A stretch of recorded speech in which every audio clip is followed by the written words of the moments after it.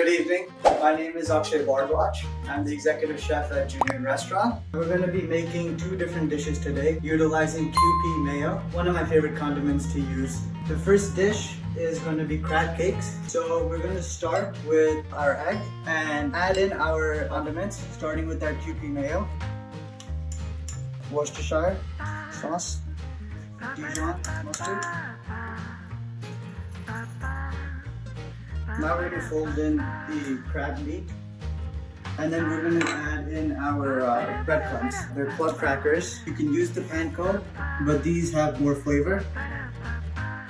And now we're just going to lightly mix everything. We don't want to break the crab meat too much.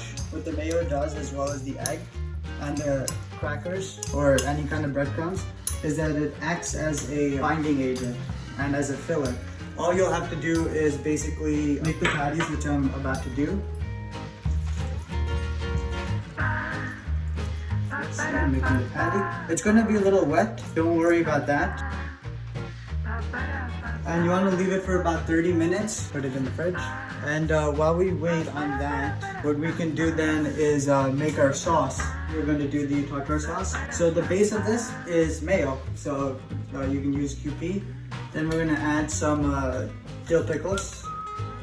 We're going to add a touch of Worcestershire, a touch of capers, a pinch of Dijon mustard, and finish with some lemon juice.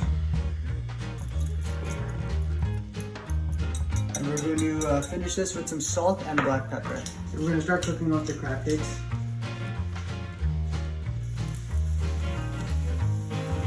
Have it on medium to high heat. You want the pan very hot to get that nice crisp layer without it breaking.